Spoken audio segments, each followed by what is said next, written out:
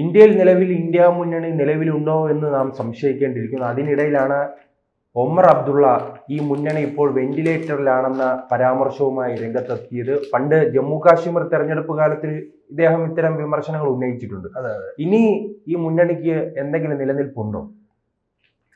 2024 ആരംഭത്തിൽ 26 പാർട്ടികൾ ചേർന്നുണ്ടാക്കിയ ഒരു സംവിധാനമാണ് ഈ ഇന്ത്യ അലയൻസ്, അഥവാ ഈ ഇന്ത്യ മുന്നണി, കളിയാക്കി ഇന്ത്യ മുന്നണി എന്നൊക്കെ പലതിൽ പറയുന്നുണ്ട്.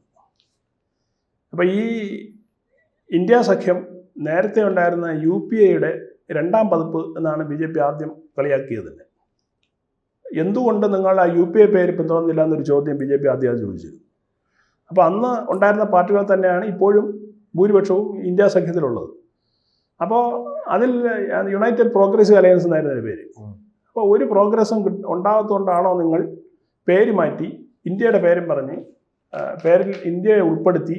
അതിൻ്റെ വിവാദമായിരുന്നു. ഇന്ത്യ പേര് ഉപയോഗിക്കാൻ പാടില്ലെന്ന കുറച്ച് വിവാദങ്ങളൊക്കെ ഉണ്ടായി. ഇങ്ങനെ പാടില്ല, ഇന്ത്യ I.കുത്ത് D കുത്ത് എന്നൊക്കെ പറഞ്ഞ് ഉപയോഗിക്കാവുന്ന തർക്കങ്ങളൊക്കെ ഉണ്ടായിരുന്നു. എന്തോ ആയിക്കോട്ടെ, 2024 പൊതുതെരഞ്ഞെടുപ്പിൽ BJP-യെ പരാജയപ്പെടുത്തുക, നരേന്ദ്രമോദിയെ സ്ഥാനഭ്രഷ്ടനാക്കുക എന്നുള്ള ലക്ഷ്യത്തോടു കൂടിയാണ് ഈ മുന്നണി രൂപീകരിക്കപ്പെട്ടത്. പക്ഷേ അതിൻ്റെ ലക്ഷ്യങ്ങൾ പൂർത്തിയാക്കിയെന്ന് ചോദിച്ചു കഴിഞ്ഞാൽ ലക്ഷ്യം പൂർത്തിയാക്കിയില്ലെന്ന് മാത്രമല്ല, ഇവർ എന്തൊക്കെ ആദർശത്തിലാണ് തുടങ്ങി വെച്ചത് അതുപോലും പൂർത്തീകരിക്കാൻ കഴിഞ്ഞില്ല എന്നുള്ളതാണ് വാസ്തവം.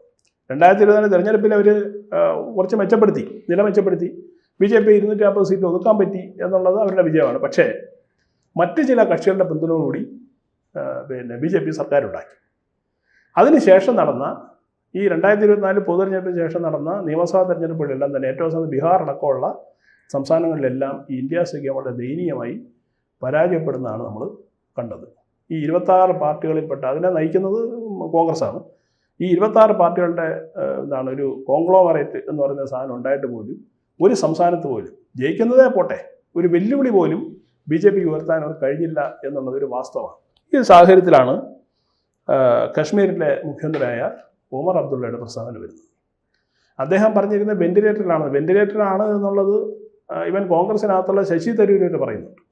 ഇദ്ദേഹം മാത്രമല്ല, നേരത്തെ തന്നെ ബീഹാറിൽ ഈ വോട്ട് ചോരിയായിട്ട് ബന്ധപ്പെട്ട് വോട്ടധികാർ യാത്ര തേജസ്വിയുമായിട്ട് രാഹുൽ ഗാന്ധി നടത്തി.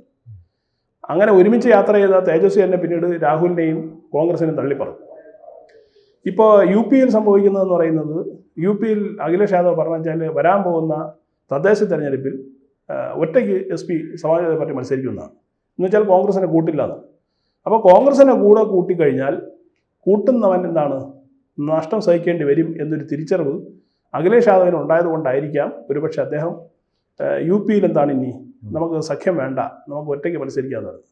അപ്പോൾ ഇന്ത്യ അലയൻസ് എന്ന് പറയുന്ന ഈ സംവിധാനം കേന്ദ്രത്തിൽ മാത്രം മോദിയെ പുറത്താക്കാൻ വേണ്ടി മാത്രം ഉണ്ടാക്കിയൊരു സംവിധാനമാണ്. ഇവർക്കെന്തിനാണ് ഒരു കെട്ടുറപ്പില്ല.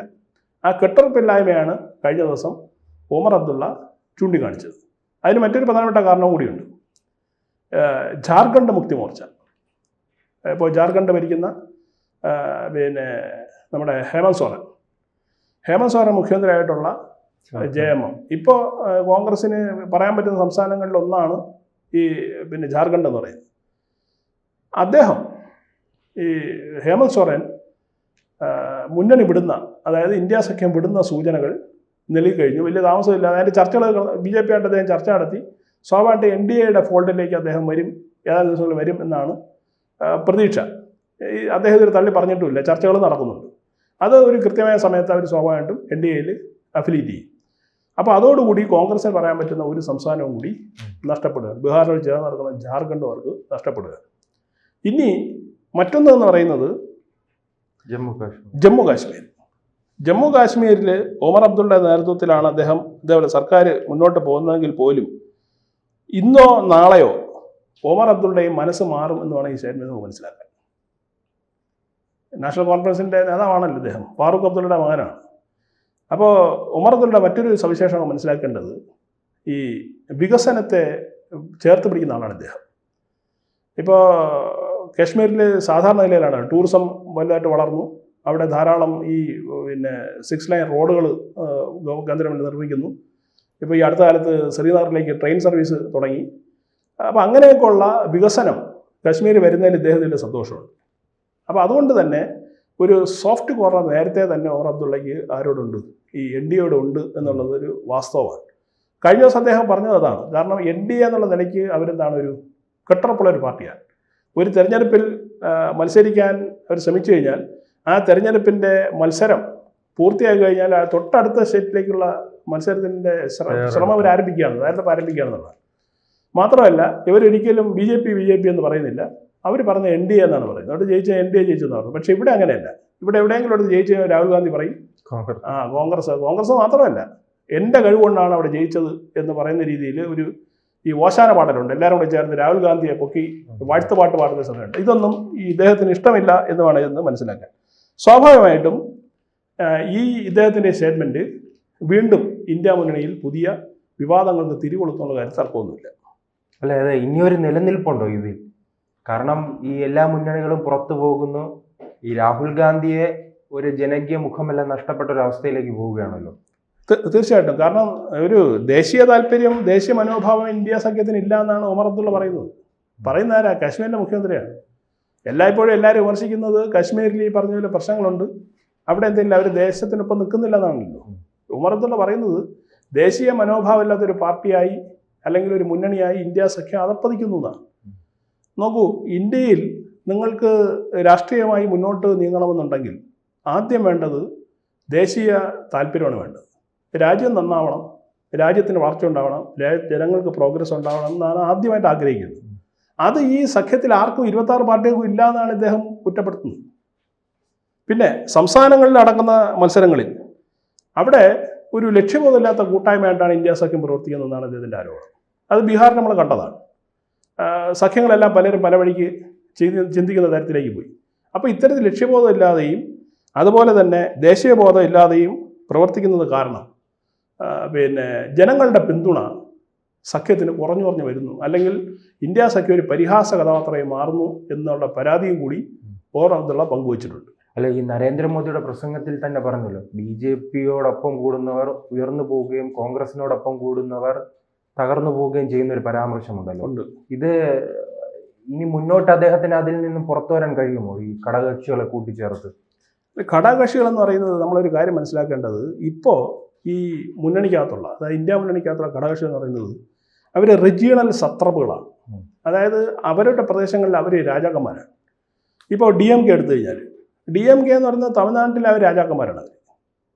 അതുപോലെ ശരത് പവാറിൻ്റെ പാർട്ടി NCP അവർ മഹാരാഷ്ട്രയിലാണ് അവരുടെ ഒരു വേര് കിടക്കുന്നത്. അവരവിടത്തേക്ക് വേണ്ടി ശ്രമിക്കത്തുള്ളൂ. RJD ബീഹാറിൽ നിൽക്കുന്നതാണ്. സമാജ്വാദി പാർട്ടി ഉത്തർപ്രദേശാണ്. അപ്പോൾ ഇവരെല്ലാം അതാത് റീജിയണൽ മേഖലകളിൽ അവരവിടുത്തെ എന്താണ് സാമ്രാജ്യം ഭരിക്കുന്നവരാണ്. അവർക്ക് അവരുടേതായ ആദ്യ താല്പര്യം, അത് കഴിഞ്ഞ് രാജ്യം വരുന്നുള്ളൂ. ഇപ്പോൾ DMK സംബന്ധിച്ചിട്ട് അവർക്ക് ഏറ്റവും ആദ്യത്തെ പ്രിഫറൻസ് എന്ന് പറയുന്നത് തമിഴ്നാടാണ്. അത് കഴിഞ്ഞിട്ട് അവർ ഇന്ത്യയെക്കുറിച്ച് ചിന്തിക്കുന്നുള്ളൂ. അപ്പോൾ ഈ ഒരു കുറവ് ഈ മുന്നണിക്കകത്തുണ്ട് എന്നുള്ള വാസ്തവം.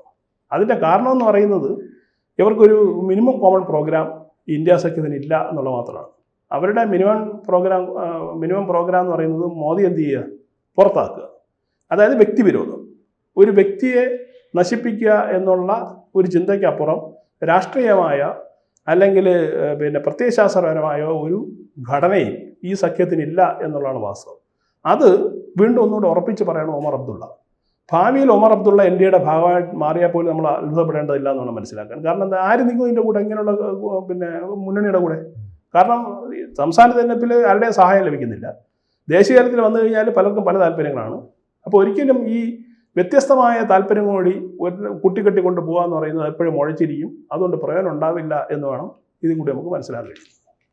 കൂടുതൽ വാർത്തകളും വിശേഷങ്ങളും നിങ്ങളിലേക്ക് എത്താൻ ABC മലയാളം സബ്സ്ക്രൈബ് ചെയ്യുക, ബെൽ ബട്ടണും അമർത്തുക.